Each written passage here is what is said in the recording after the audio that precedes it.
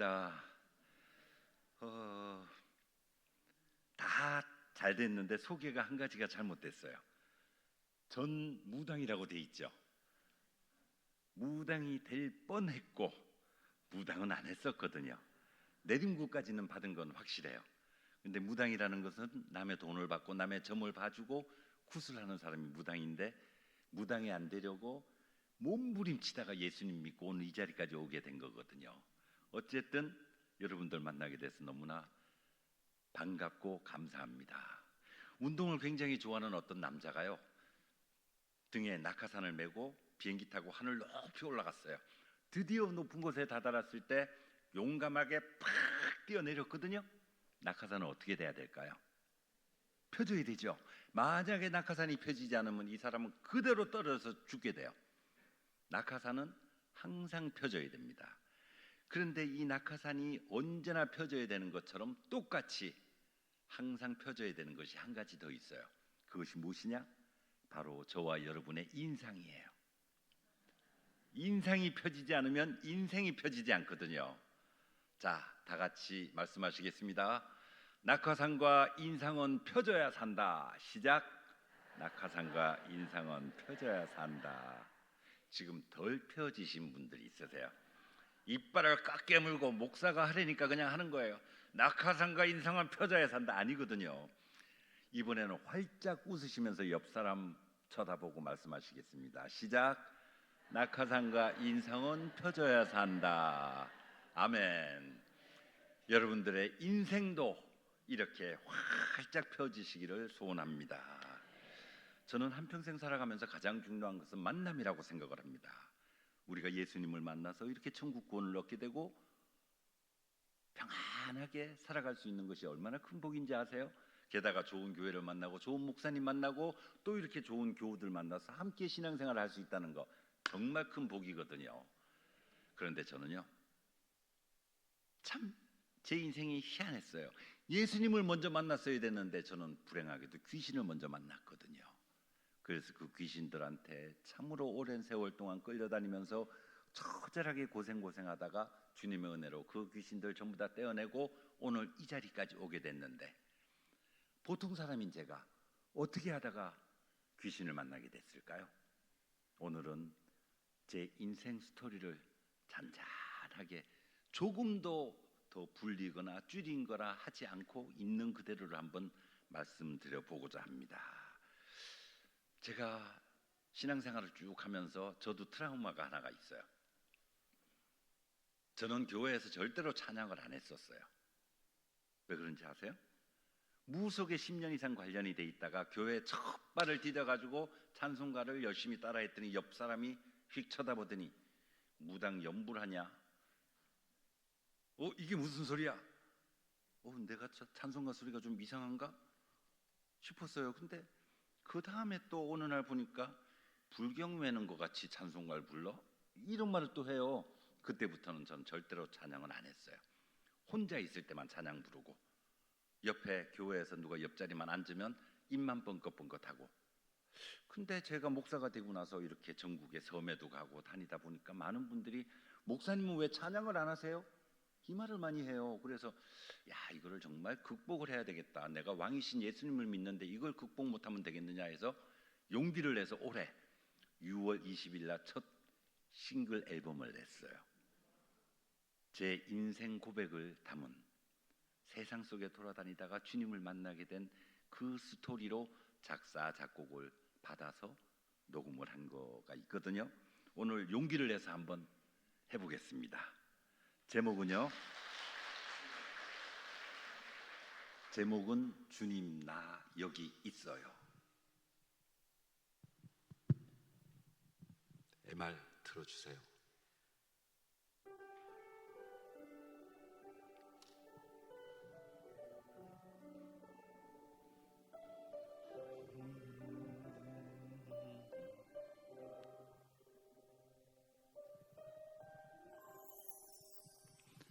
주님 나 여기 있어요.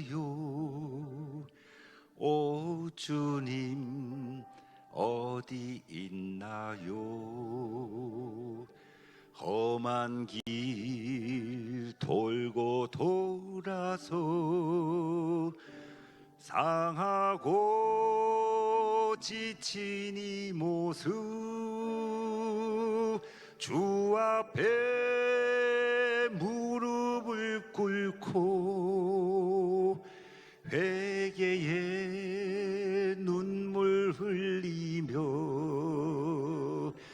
용서를 구하옵나니 오 주여 용서하소서. 주님이 찾으실 때는 못 본 척 외면했었고 주님이 부르실 때는 귀 막고 듣지 않았죠. 세상에 헛된 꿈 꾸며 주 곁을 떠나 살다가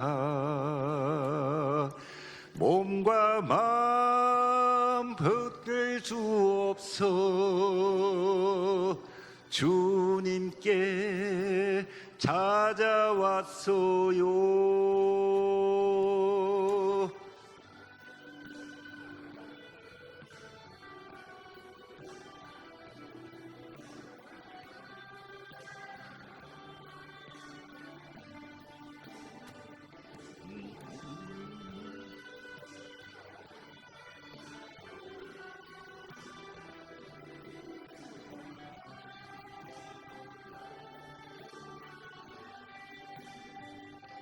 오 주님 나의 하나님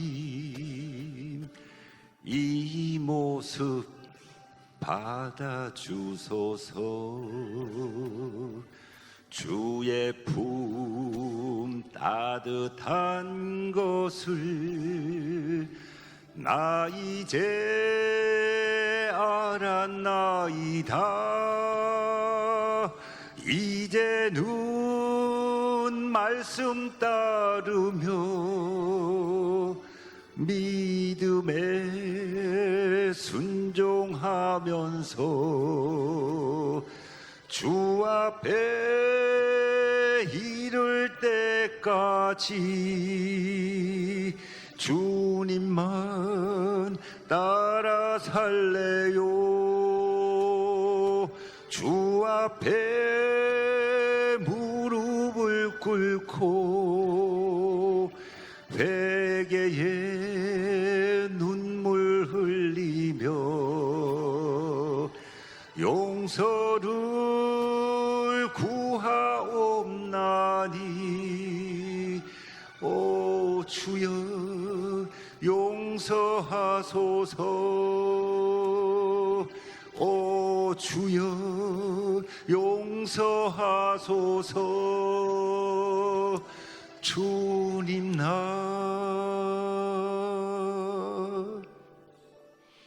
여기 있어요.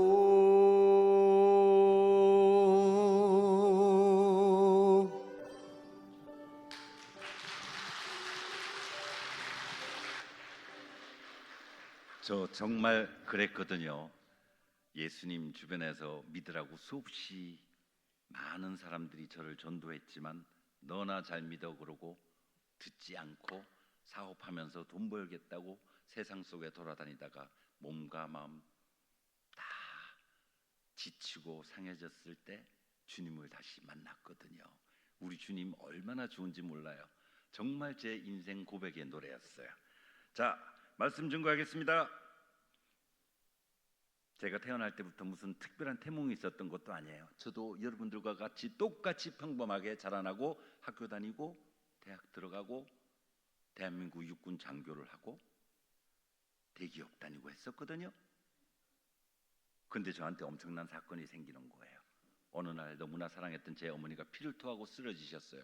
위암 말기. 수술하겠다고 서울대학병원에 입원하고 배를 열었더니 암세포가 뱃속 전부 다 퍼져서 도저히 수술도 할 수 없는 이런 상태까지 됐더라고요. 수술을 포기했어요.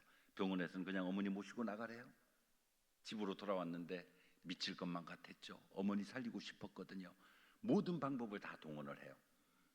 병원에서는 포기를 했으니 종교적으로 해보자 해서 정말 우리나라에서 유명한 고승들 집으로 모셔다가 목탁 두들기고 경을 읽으면서 불경을 외웠는데 아무런 소용이 없어요. 불교 이거 엉터리야, 안 해. 그 다음엔 기독교적인 방법.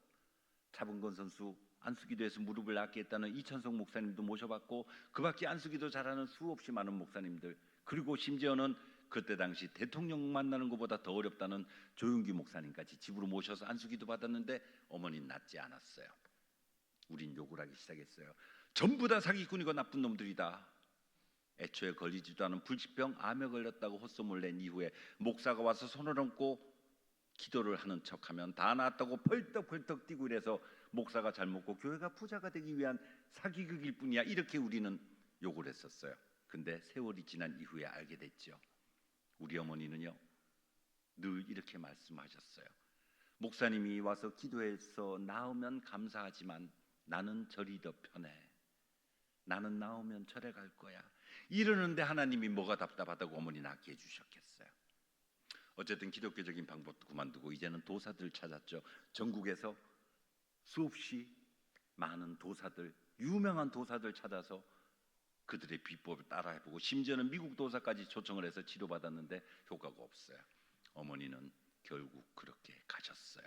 저는 그때 당시 현역 군인이어서 어머니 병간호 한번 해드릴 수도 없었고 또 돌아가시는 임종도 뵙지를 못해서 천하의 불효자식이 된 거예요. 장례식을 마치고 부대로 돌아갔는데 도저히 정상적인 생활이 안 돼요. 어머니가 너무나 보고 싶어서, 어머니가 너무나 그리워서 술을 마시지 않고는 단 하룻밤도 잠을 이룰 수가 없어요. 저녁마다 홀짝홀짝 마시는 소주가 보통 4병, 5병, 이렇게 술을 매일 먹었더니 어느 날 저도 피를 쏟게 되죠. 군대 의무대 입원을 해서 여러 날 치료받다가 문득 천장을 딱 쳐다봤더니 세상 살아가는 게 아무런 의미가 없어요. 그렇게 사랑하던 내 어머니 먼저 저 세상 보내고 무슨 미련이 있다고 살아남겠는가. 빨리 죽어서 어머니를 만나고 싶은 거예요. 결심을 했어요. 근데 맨정신에는 못 죽겠더라고요.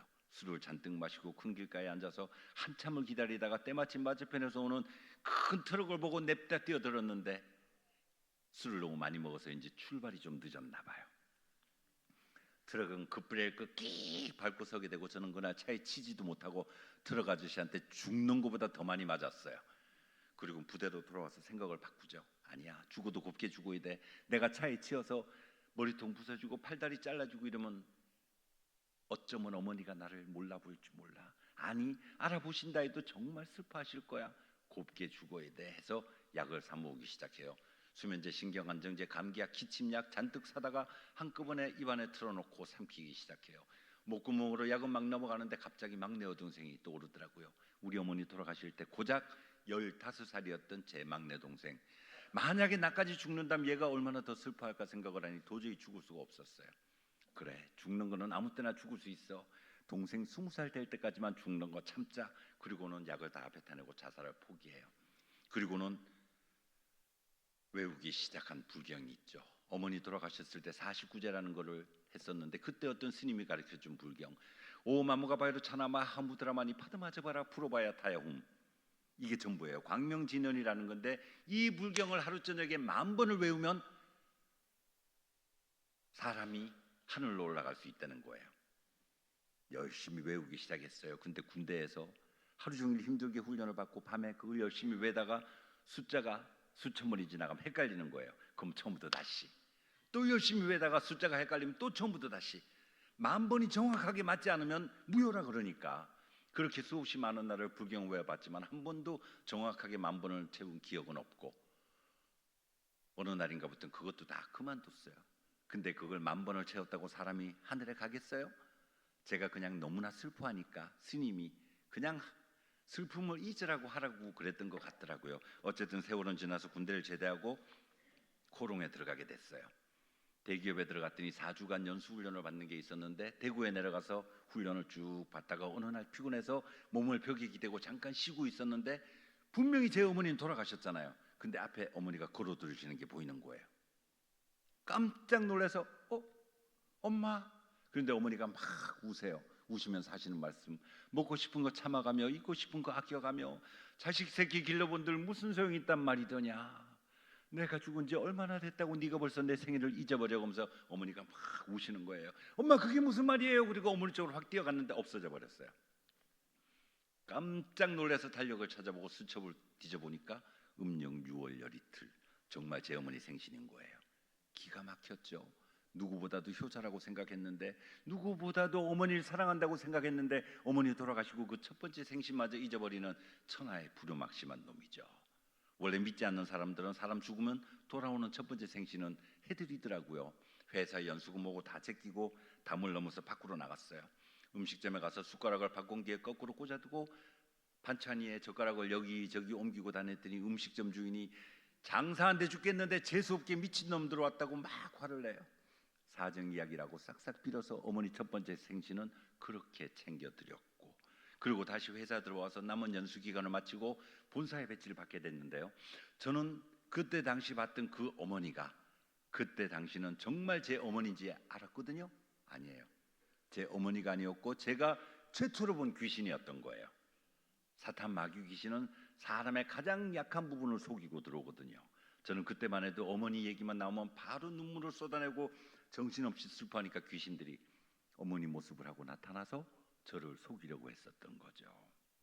제사만 봐도 확실하게 알 수 있어요. 제가 예수님을 믿기 전에는요, 집에서 제사를 모실 때 제사상 뒤에 돌아가신 어머니, 6.25 때 북한에 끌려가서 돌아가신 외삼촌, 어릴 때 배앓이하다 죽은 제 친누나, 할아버지, 할머니, 그리고 저하고 전혀 관계도 없는 중국의 관우장비까지도 이렇게 와서 근엄하게 앉아있는 거 본 적이 있는데, 제가 예수님을 믿은 이후에 보니까 옛날에 봤던 그 조상들은 하나도 없어요.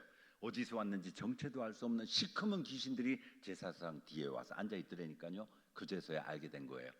그래, 내가 그동안에 속았던 거구나, 이거 다 가짜구나, 귀신들이 와서 먹는 거구나 하는 것을 확실히 알게 됐고요. 어쨌든 연수를 마치고 본사에 배치받고 근무를 하는데 또다시 어머니가 궁금해지기 시작했어요. 우리 어머니 하늘 날아가서 편하게 잘 계실까? 너무나 저는 억울하고 원통한 거예요. 왜 우리 엄마가 그런 몹쓸 병에 걸려서 가진 고생 다 하시다 돌아가셨지? 하늘에 가서라도 편히 계셔야 되는데 이 마음이 늘 머릿속에 있었어요. 어느 날 점을 보러 갔어요. 저는 그때 예수님 믿기 전이니까 어머니가 하늘에 가셨는지 안 가셨는지 알아볼 방법이 그거밖에 없었다고 저는 생각을 했던 거죠.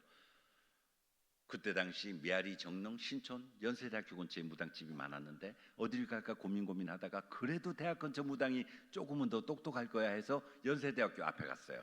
여기 무당집에 갔더니 제가 신들렸다 그래요.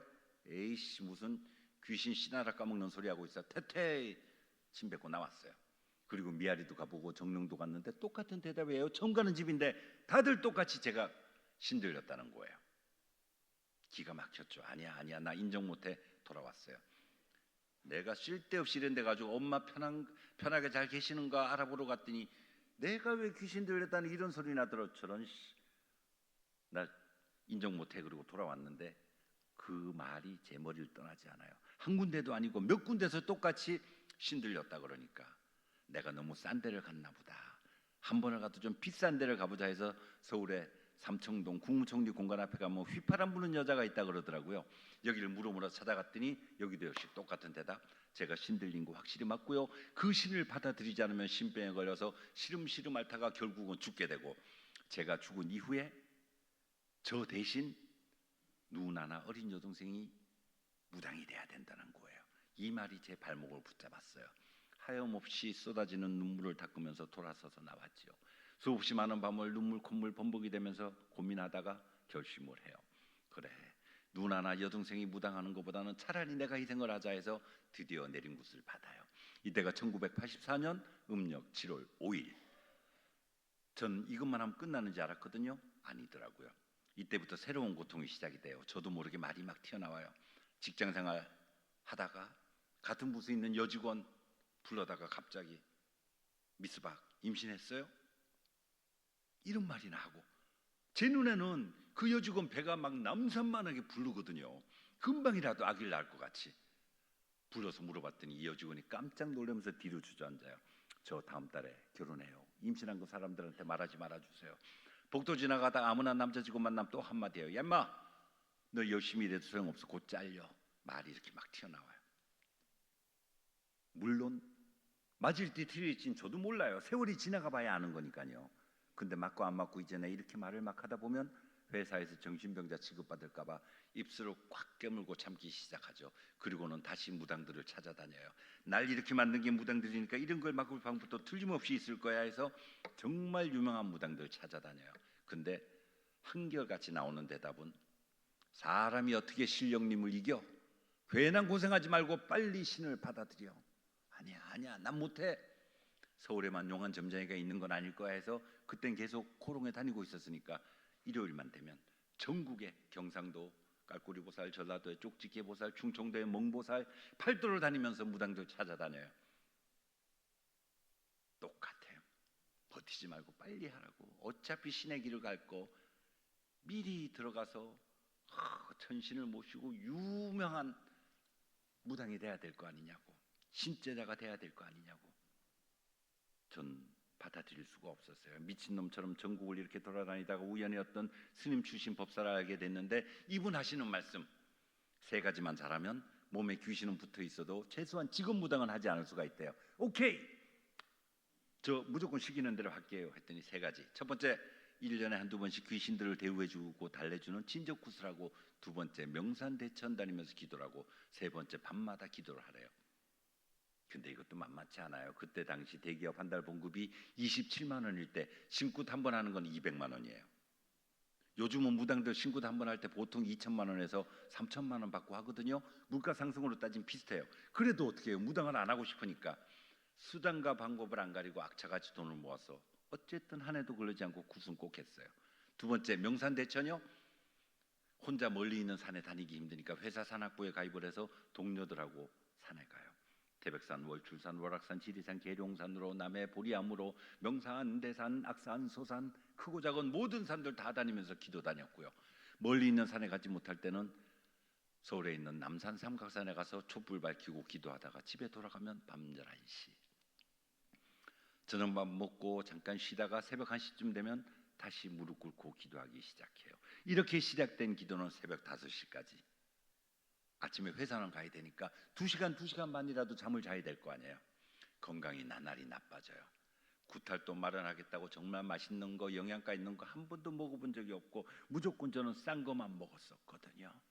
그리고 산으로 들로 돌아다니고 잠을 하루에 2시간 반밖에 못 자니까 건강이 나빠지죠. 근데 제가 건강이 나빠지는 더 큰 진짜 이유는 사실은 다른 데 있더라고요. 사탄, 마귀, 귀신이 뭐를 먹고 사는지 아세요? 사람의 영과 혼과 육을 뜯어먹고 살아요. 그렇기 때문에 제가 구슬하면 할수록, 산기도를 다니면 다닐수록, 밤마다 귀신들한테 기도를 하면 할수록 그 어둠의 세력은 저의 온몸에 뼈 마디마디마다 창자나 이런 모든 내장기관에 귀신이 자리 잡게 되니까 건강이 나빠질 수밖에요. 무당 아줌마들 특별히 막노동 안 하고 집에 앉아서 징치면서 경만해도 툭하면 코가 헐고 입술이 터지는 이유가 그 귀신들이 사람의 영혼과 육을 뜯어먹고 살기 때문에 그런 거예요.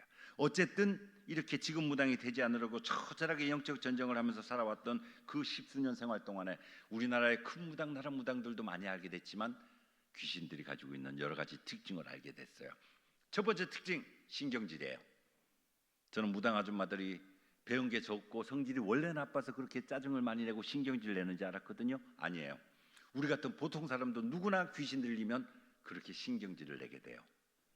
그러니까 혹시라도 여기 앉아 계신 여러분들 중에서 평소에 신경질 잘 내는 분 있으시면 특별히 조심하시기 바랍니다. 옆 사람 얼굴 쳐다보시지 마시고요. 본인이 본인 스스로 판단하시기 바랍니다. 두 번째, 거짓말 엄청 잘해요. 세 번째, 남을 비판하고 이간질을 시켜요.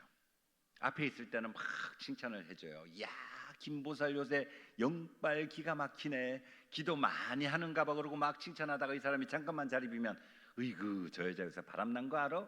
어떤 놈하고 사귄데 글쎄. 바로 욕을 하기 시작해요. 불안해서요. 화장실도 함부로 못 가요. 자리만 비면 바로 욕을 하니까. 자, 네 번째, 질투가 엄청나요. 옆집 무당이 한 돈짜리 금반지 사면 자기는 한 돈 반짜리 사야 돼요. 누가 선글라스 낀 것만 봐도 따라 사고, 누가 빨간 구두 예쁜 것만 신어도 자기도 따라 사요. 무당집에 가면 잔뜩 차려놓은 곳을 법당이라고 말하거든요. 이 법당 위에 국산 과자도 잘 없어요. 스위스 초콜릿, 뉴질랜드 초콜릿, 미제 장난감 자동차 올려놓는 이유가 바로 귀신들의 질투 때문에 그런 거예요.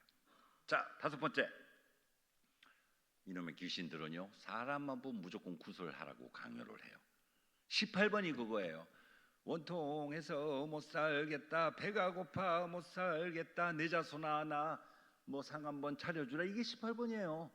무조건 구슬시켜요. 젊은 여자가 찾아오면 너는 몸에 살이 있기 때문에 그 살을 풀지 않고 시집을 가게 되면 3년 안에 사별하거나 생이별하게 돼. 너는 남편 잡아먹을 팔자야.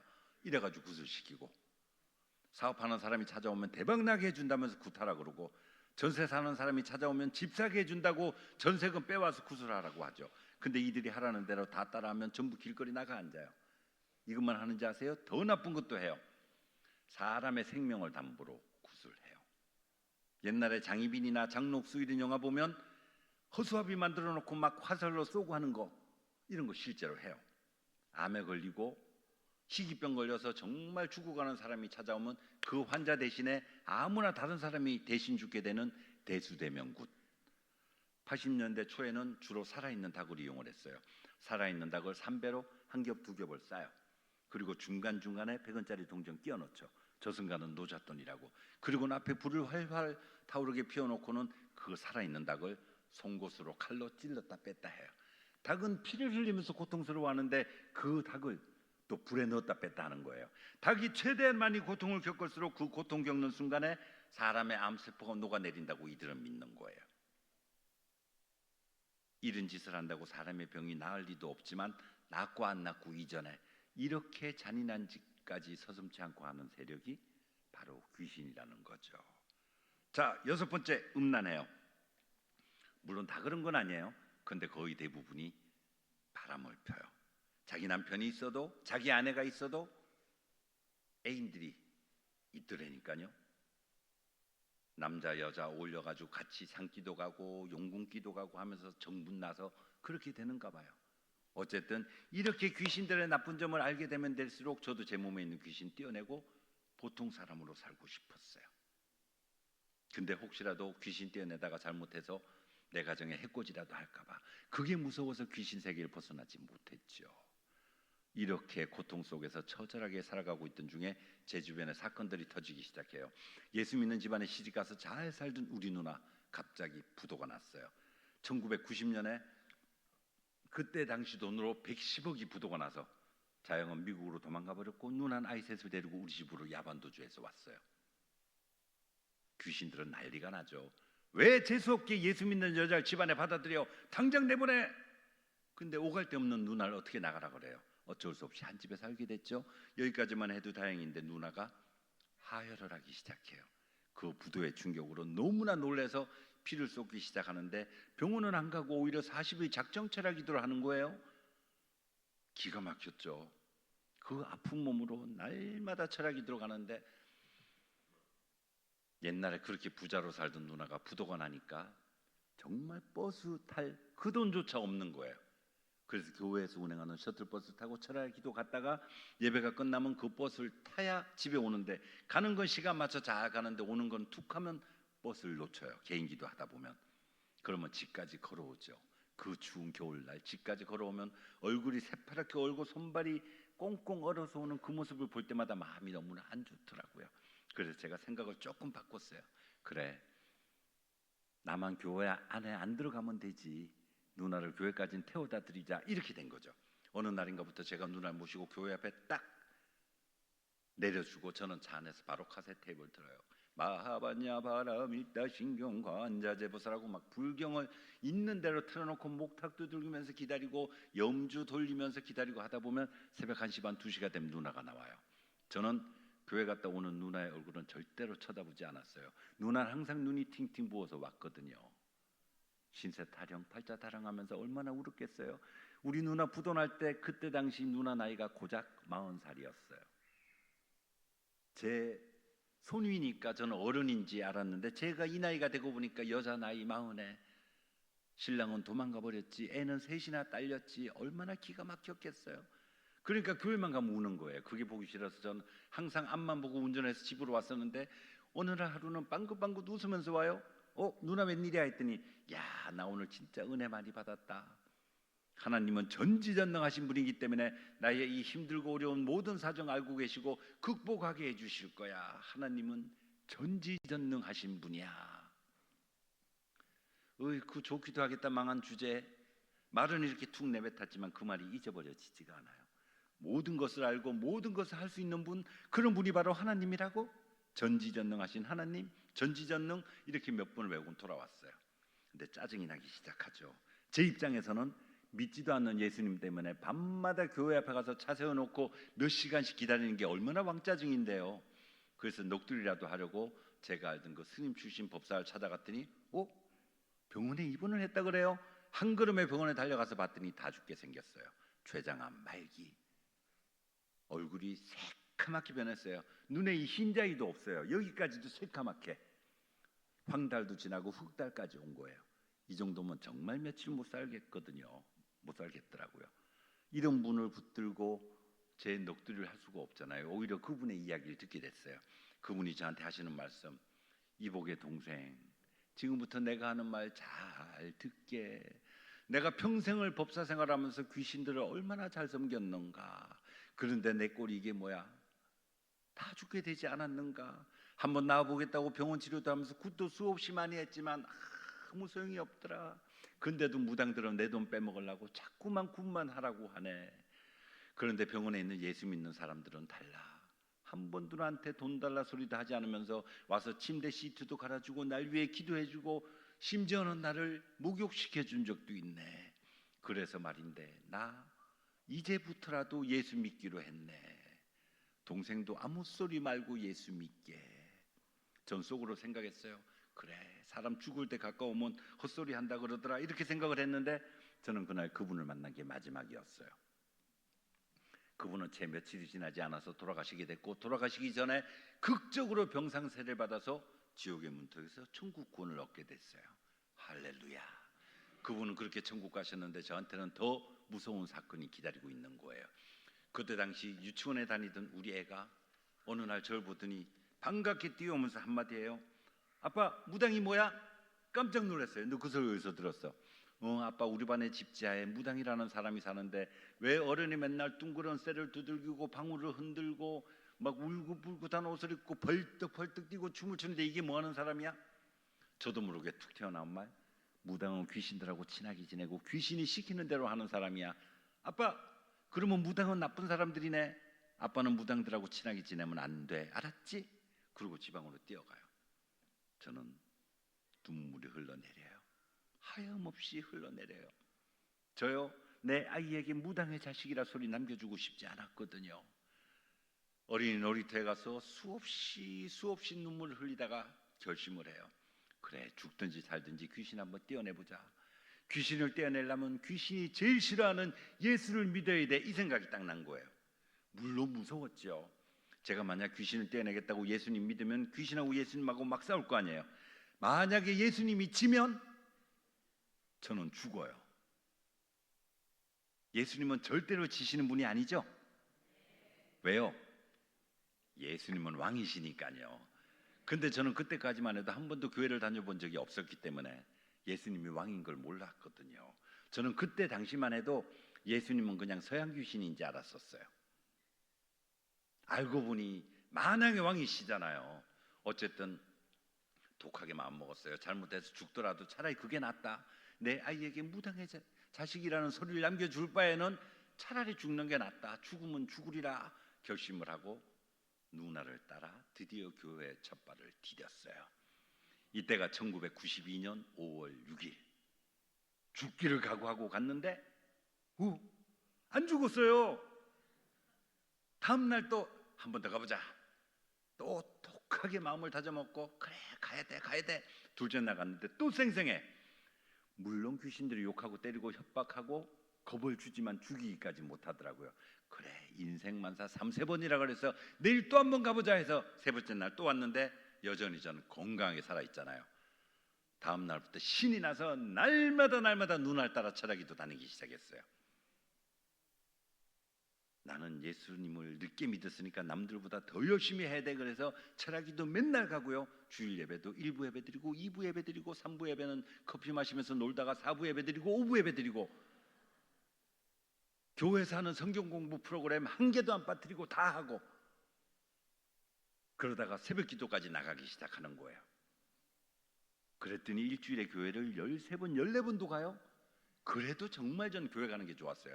귀신을 떼어낼 수 있으니까, 나도 이제 보통 사람으로 정상적으로 살 수 있으니까, 이렇게 주님 감사합니다 그리고 열심히 교회를 다니는데, 문제는요, 이 마음이 죽을 때까지 가야 되잖아요. 어느 날 갑자기 딱 드는 생각, 아이씨 피곤해 죽겠는데 무슨 내가 맨날 새벽 기도야, 장로도 아니면서 일주일에 한 번만 가자, 이렇게 싹 바뀌어요. 철야 예배 잘 안 가요. 그때만 해도 사업을 할 때니까 이제 세상 좋은 걸 너무나 많이 알았어요. 돈도 많았고, 한 번씩 두 번씩 주일 예배까지 빼먹기 시작하는 거예요. 친구들하고 골프 치러 가고, 수상스키 타러 가고, 승마하러 다니고, 연극 보러 가고, 영화 보러 가고, 전라도에 난초캐러 가고, 세상 좋다는 거 다 하면서 저도 모르게 신앙이 망가지기 시작했어요. 그러던 어느 날 양심의 가책이 좀 되더라고요. 오래간만에 기도나 한번 해볼까? 그리고 사무실 제 방에 문을 딱 닫고 무릎 꿇고 앉았는데 깜짝 놀랐어요. 제 주변에 귀신들이 뺑 둘러싸고 있는 거예요. 전 항상은 아니지만 무속에 10년 이상 관련돼 있었기 때문에 귀신들이 눈에 보일 때가 있어요. 저를 둘러싼 그 귀신이 갑자기 확 달아들면서 목을 조르고 머리를 물었어요. 앞에 있는 귀신이 덤비면서 얼굴을 확 물더라고요. 귀신이 물면 아플까요? 안 아플까요? 안 물려보셔서 모르시죠? 이건 영적인 체험이라 사람마다 다를 수가 있는데요, 저는 영적으로 아픈 걸 느껴요. 예를 들면 여러분들이 꿈속에서 어떤 사나운 개가 막 쫓아와서 콱 물었다고 생각해 보세요. 깨고 나면 꿈이었구나 그러면서 아무렇지 않지만 꿈속에서는 그러고 아프게 느끼죠. 그런 것처럼 저는 아픈 걸 느끼겠더라고요. 얼마나 아팠든지 바로 주먹질하고 막 발로 걷어차고 해도 귀신이 떨어지질 않아요. 아파 죽을 것만 같고 너무나 무섭고 두렵고 떨려서 저도 모르게 냅다 소리쳤어요. 나사렛 예수의 이름으로 명하노니 사탄 마귀는 떠나갈지어다. 정확하게 이렇게 하는 건지도 몰라요. 그냥 교회에서 부흥회할 때, 성령 집회 때 목사님들 하시는 말씀 들었으니까 저도 모르게 냅다 소리쳤는데, 와, 여기 물고 여기 막 매달려 있던 귀신이 저만큼 나와서 개구리 뻗듯이 쫙 나가 떨어지는 게 보였어요. 이야, 환상적이네. 덤벼 한꺼번에 다 덤벼. 니들 오늘 죽었어. 이렇게 영적 전쟁을 시작해요. 산으로 들러 그렇게 오랜 세월을 돌아다녔으니 제 몸에 귀신이 좀 많았겠어요. 그 많던 귀신들 떼어내는데 거의 1시간 반 2시간 이상 걸리고, 다 떼어내고 나니까 세상이 줄 수 없는 평안을 느끼면서 뜨거운 눈물이 흘러내려요. 하나님 아버지 감사합니다. 저 같은 놈도 구해주시는군요. 만왕의 왕이시고 전지전능하신 하나님이라는 말이 진짜 맞네요. 하나님 아버지 감사합니다. 이런 체험들을 하면서 놀라운 사실을 알게 됐어요. 사탄 마귀 귀신은요, 우리가 절대로 무서워하거나 두려워할 대상이 아니라는 거죠. 귀신이 나타났을 때 우리는 언제든지 예수님 이름으로 팍 물리치면 되잖아요. 문제는 귀신을 볼 수 있거나 귀신이 느껴지는 사람은 귀신이 공격할 때 즉시 팍 하면 되는데, 안 보이는 분들은 어떡하실 거예요? 여러분들 눈에 귀신이 보이세요? 안 보이면 어떡할 거예요? 맨날 길거리 걸어가면서 나사렛 예수의 이름으로 명하노니 사탄아 떠나가라. 회사 일하다가 나사렛 예수의 이름으로 명하노니 사탄 마귀는 떠나갈지어다. 이것만 할 수는 없잖아요. 안 보이는 분들은 도대체 어떻게 해야 되지? 수없이 고민하다가 제가 방법을 찾았어요. 귀신이 나타나서 우리를 공격할 때 그때 예수님 이름으로 물리치는 것보다 더 좋은 방법은요, 애초에 저와 여러분 근처에 귀신들이 얼씬도 못하게 하는 게 최고잖아요. 귀신이 여러분들 근처에 절대 가까이 못 오게 하는 방법 알려드릴까요? 비싼 건데 오늘 제가 특별히 당진 성결교회 알려드릴 테니까요, 밖에 나가시면 다른 교회 분들 가르쳐 주시지 마세요. 저는 신앙생활은 비행기하고 똑같다고 생각을 해요. 비행기가 몸통이 있고 양쪽 날개 있죠.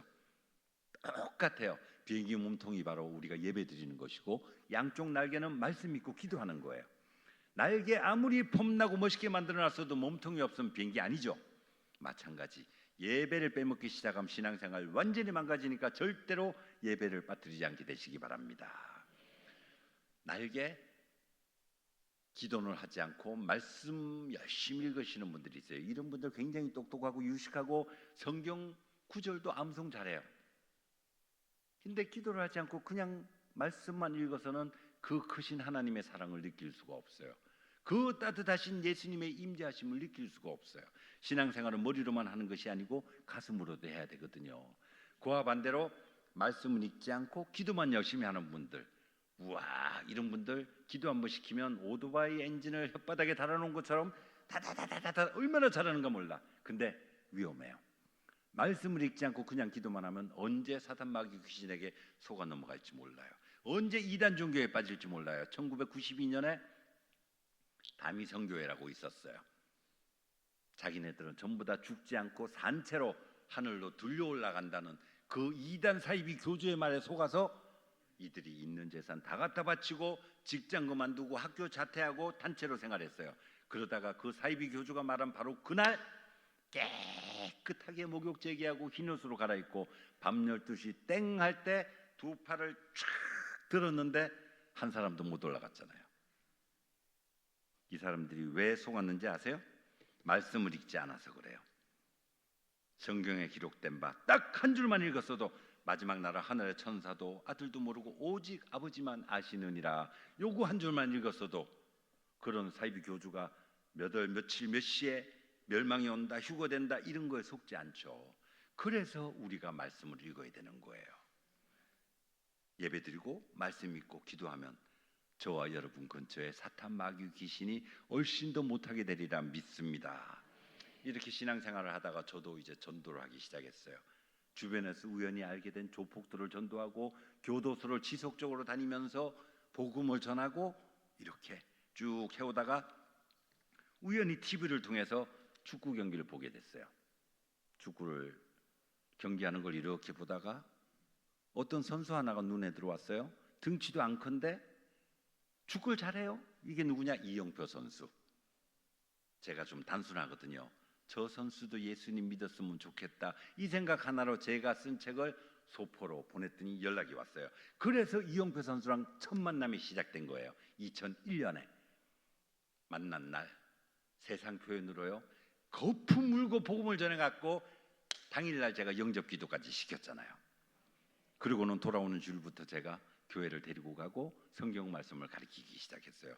그러면서 알게 된 선수가 최대욱 선수, 김동진 선수 비롯해서 국가대표 애들 전부 수없이 많은 프로 선수들 만나게 되고, 우리나라에서 키가 제일 큰 김신욱 선수도 제가 1대1 양육을 하고요. 독일에서 지금 뛰고 있는 이대성 선수도 김신욱하고 주변에 다른 선수들하고 힘을 모아서 함께 복음을 전하고, 손흥민 선수도 예수 믿는 거 아세요? 제가 프로 선수를 약 80명을 양육을 했는데 그들에게 늘 강조하는 게 있어요. 축구는 단지 너희들의 직업일 뿐 인생의 목표는 아니다. 너희들의 인생의 목표는 주님의 이름을 높여드리고 아버지 하나님께 영광 돌리는 것이니 경기에 이기고 지고 관계없이 항상 감사기도 할 수 있도록 해라 했더니 이들이 2002년도 월드컵 때 무릎 꿇고 이영표, 송종국, 최태욱이 무릎 꿇고 기도했잖아요. 하나님께. 이 놀라운 역사를 저는 정말 심장 터지는지 알았어요. 만약에 제가 예수님 믿지 않았으면 어떻게 이렇게 감격적인 월드컵을 맞이하고 어떻게 이렇게 국가대표 선수들하고 제가 어울려서 함께 살아갈 수 있었겠어요. 만약에 제가 예수님 믿지 않았으면 어쩌면 지난밤에도 계룡산엔 계곡에 가서 울고 있었을지 모르잖아요. 우리 주님이 얼마나 감사한지 몰라요. 이러다가 제가 최초로 간증 집회를 했어요. 1995년 12월 5일 날 2,500명 앞에서 첫 간증을 했더니 무지하게 바빠져요. 수많은 사람이 전화가 오기 시작해요. 우리 애가 이번에 대학교 시험 치는데 여기 중에 어디 넣으면 합격할까요? 우라통이 터져요. 그렇다고 화는 낼 수 없고 차분하게 대답을 해줬죠. 집사님, 집사님도 기도하실 수 있잖아요. 저한테 묻지 마시고 하나님께 직접 기도드려 보세요. 지혜를 주실 것이고 응답 주실 겁니다. 이렇게 대답을 하고 전화기 내려놓고 가슴이 터질 것 같은 걸 견딜 수가 없어서 그날 밤은 철학기도 가는 거예요. 주여 삼창하고 열심히 기도하면 이 막힌 게 좀 내려가요. 집사님만 오시는지 아세요? 권사님도 오세요. 자기 딸 시집 가는데 속궁합 좀 봐달라고. 권사님 저 그런 거 보는 사람 아니에요 해도 안 가요. 사무실에 오셔서 1시간 2시간 안 가면 일은 해야 되는데 어떻게 해요? 속궁합 봐드렸어요. 어떻게 봐드렸는지 아세요? 먼저 4가지 여쭤봤죠. 첫 번째, 두 사람 다 예수 잘 믿습니까? 둘 다 건강합니까? 성격이 잘 맞습니까? 취미가 비슷합니까? 4가지 여쭤봤더니 고개를 가웃가웃 하시더니 다 맞는 것 같아 그래요. 천생연분입니다. 결혼식이세요. 이렇게 속궁합 봐드렸어요. 사실 이렇게 보면 돼요. 예를 들어볼까요? 한 사람 예수님 믿는데 한 사람 탈레반 믿어요. 궁합 안 맞아요. 한 사람 예수님 믿는데 한 사람 맨날 옆에 앉아서 남모 호래 개교하면 이 가정 파탄 나요. 그러니까 같이 예수 믿는 게 좋아요. 건강해야 되고 성격이 대충 비스무리하고 이왕이면 취미가 같으면 산을 가도 같이 가고 들을 가도 같이 가면 부부간에 싸울 일이 적어지고 좋잖아요. 그렇게 보시면 돼요. 앞으로 절대로 철학관 같은 거 믿지 않게 되시기 바랍니다. 그 권사님께 저는 성경 구절 하나 알려드렸어요. 누가 철학과 헛된 속임수로 너희를 노력할까 주의하라. 골로새서 2장 8절. 권사님 이런 데 절대로 가시지 마시고 예수님 잘 믿도록 하세요. 이렇게 제가 대답을 해드린 적이 있어요. 제가 교회 나오면서 가장 놀란 거는요, 교회 안에 무당들이 있다는 거 아세요? 설마 여기는 안 계시겠죠. 근데 대부분 교회에 다 있어요. 더 웃기는 거는요, 제가 볼 땐 분명히 무당인데 그들은 자기 자신을 표현할 때 예언의 은사가 있다고 그래요. 예언 분명히 성경에 기록이 돼 있어요. 첫 번째, 교회의 덕이 돼야 되고, 두 번째, 하나님의 말씀을 대언하는 거예요. 그렇기 때문에 참된 예언은 바로 하나님의 말씀, 성경 말씀이 예언이고요. 두 번째, 목사님이나 여러분들이 여기저기 가는 곳마다 복음을 전하고 예수 그리스도를 증거하는 거, 이게 바로 예언이에요. 세 번째, 신앙생활 잘하던 분이 상처받고 게을러져서 열심히 하지 않으면 다시 신앙생활 잘할 수 있도록 위로하고 권면하는 거, 이것이 예언이거든요. 누가 감히 사람의 앞날을 얘기하라 그랬어요. 이거 다 점이에요. 제가 우리나라 오제 집회를 한번 하러 갔더니 그 교회 담임 목사님이 은밀하게 저를 부르시더니 한 말씀 하세요. 요새 교회가 부흥이 잘 안 돼서 그러는데 혹시 터가 나빠서 그런 거 아닌지 기도 한 번만 해보세요. 이야, 정말 팍 한 대 때리고 싶었지만 참아야 하느니라. 그리고 제가 그냥 돌아온 적이 있거든요. 이 예언이라는 거는 사람의 앞날 기륭하복을 얘기하는 거 아니에요. 물론 예언의 은사 있다는 사람들 중에 어쩌다가 진짜 그런 사람도 있겠지만 거의 대부분은 자기 생각을 그냥 말하는 거예요. 자기 소견에 오른 대로 얘기하는 거예요. 그런 사람의 말을 믿고 인생을 망가뜨릴 수 없잖아요. 우리는 오직 예수님만 믿어야 돼요. 더 웃기는 거 말씀드려요. 한 번씩 집에 광고 전단지 들어오는 거, 오라 보라 느끼라 단 한 번의 기도로 귀신을 쫓아내고 백혈병이 낫고 암세포가 녹아내리는 기적의 동산, 은혜의 동산, 이런 거 있죠. 무슨 귀신을 쫓아내는 축사 집회, 병을 암을 낫게 한다는 신유 집회, 이런 거 함부로 다니시면 안 돼요. 그 사람이 귀신 들렸는지 사생활이 복잡한지 성격이 나쁜지 어떻게 알고 머리 들이대고 안수기도를 받아요? 안수기도는 누구한테 받느냐? 여러분들이 다니시는 바로 이 교회 당진성결교회 목사님께 안수기도 받는 거예요. 그런데 함부로 찾아다니다가 오히려 더 나쁜 영만 더 관계될 수 있으니 절대로 다니지 않게 되시기 바랍니다. 혹여 기도원이라도 가시게 되면 반드시 목사님께 여쭤봐서 이단인지 이상한 데 아닌지 확인을 하고 가셔야 되고, 정말 정통 기도원이라 하더라도 그곳에서 만난 이런저런 사람들의 말에 휘둘리지 말고 그저 예배드리고 조용히 말씀 읽고 기도하다가 돌아오시면 돼요. 은사는 사모하시되 절대로 은사자들은 찾아다니지 않게 되시기 바랍니다. 이렇게 쭉 신앙생활을 하다가 어느 날 또 TV를 봤어요. 선교 프로그램을 해줘요. 가슴이 뛰기 시작했어요. 이야, 반스만 입고 저 뛰어다니는 원주민들, 나도 저들이 한번 보고 싶다, 그런 생각이 막 들어요. 그 원주민들 제가 또 보면 뭐 할 거예요? 외국인이 보면 저 한국 토종 원주민이잖아요. 근데 꿈에 막 보이는 거예요, 원주민이. 그랬는데 어느 날 보니까 제가 벌써 비행기 타고 날아가고 있어요.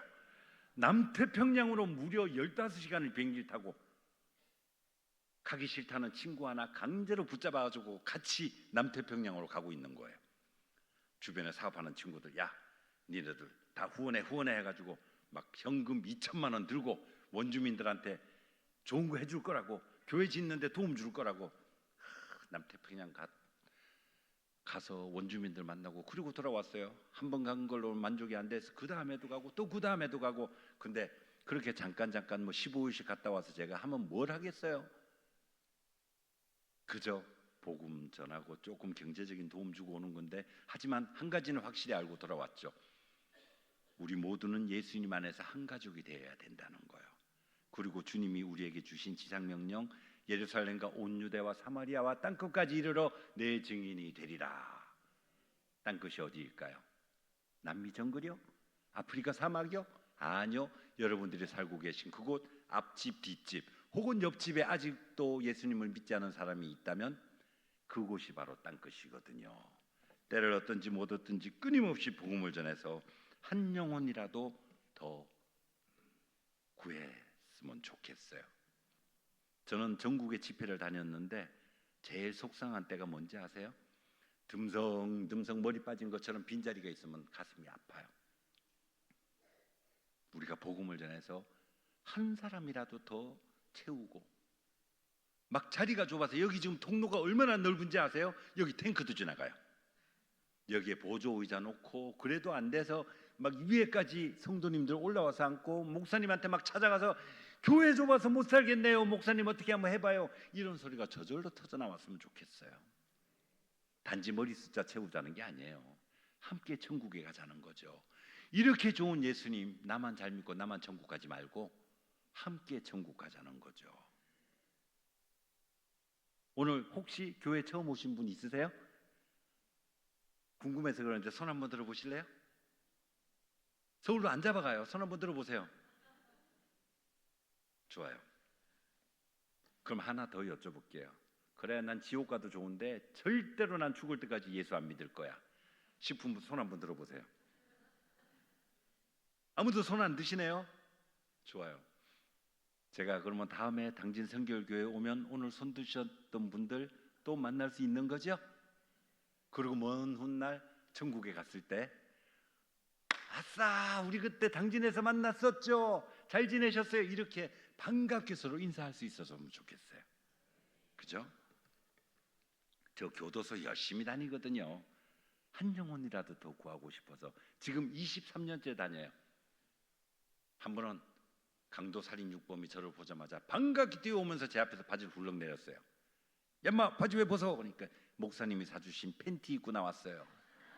알았어, 봤으니까 얼른 올려. 그러니까 쭉 올려요. 그러더니 이렇게 쳐다보면서 울어요. 얌마 너 지금 웃으면서 나왔잖아, 왜 울어? 그러니까 교도소 들어온 지 10년이 넘도록 부모 형제 친구 친척 모두가 다 자기를 버리고 단 한 번도 면회도 오지 않고 연락도 없는데 왜 목사님은 저한테 천국 가야 된다면서 예수 믿으라고 하시는 거예요? 왜 성경책 사주시고 왜 영치금 넣어주시는 거예요? 근데 그 말에 제가 뭐라고 대답을 해야 될지 저도 머릿속이 하얘졌어요. 그저 그 뺨에 흐르는 눈물 닦아주면서 꼭 안아줬어요. 예수님이 나한테 주신 사랑을 나도 너한테 전해주고 싶어서 그래, 이 말 한마디 하면서 꼭 안아줬어요. 저와 여러분은 언제 어디서라도 예수님 전했으면 좋겠어요. 저요 예수님 믿는 게 너무나 좋아서 노래 또 하나 9월 26일 날 또 제가 녹음을 했잖아요. 아까는 약간 저의 고백 같은 노래고 이번엔 신나는 노래거든요. 제목은 떡상각이에요. 이게 떡생각이 아니에요. 떡상각, 뭔가 최고의 좋은 일이 일어난다 하는 게 떡상한다 이 뜻이거든요.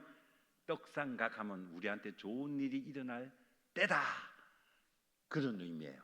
한번 해볼까요? 약간 트로트 비슷한데 한번 해보겠습니다.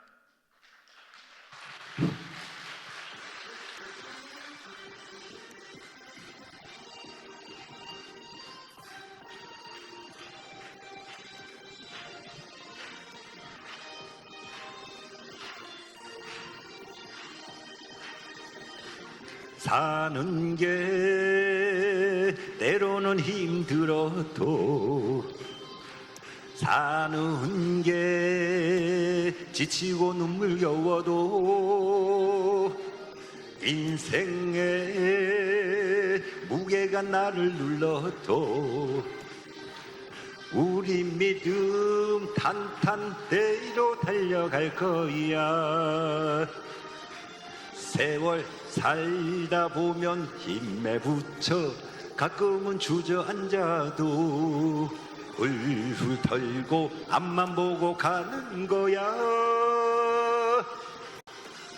흐라차 흐라차 예수님 흐라차 흐라차 올라간다. 힘내라 힘내 주만 보고 가는 거야. 말씀도 기도도 떡상각 당차게 힘차게 하는 거야. 우리네 믿음 떡상각이다.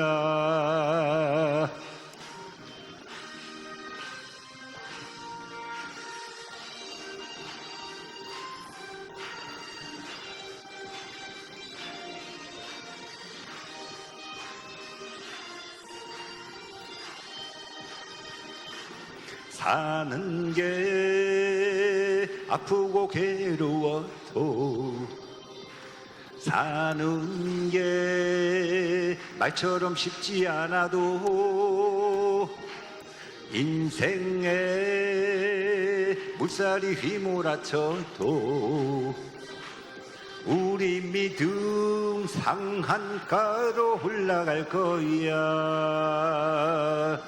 세월 살다 보면 힘에 부쳐 가끔은 주저앉아도 훌훌 털고 앞만 보고 가는 거야. 흐라차 흐라차 예수님 흐라차 흐라차 올라간다. 힘내라 힘내 주만 보고 가는 거야.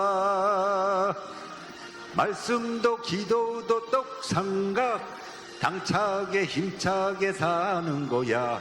우리네 믿음 떡상각이다. 우리네 믿음 떡상각이다. 아멘. 여러분들도 예수님 잘 믿고 인생이 떡상하시기 바랍니다.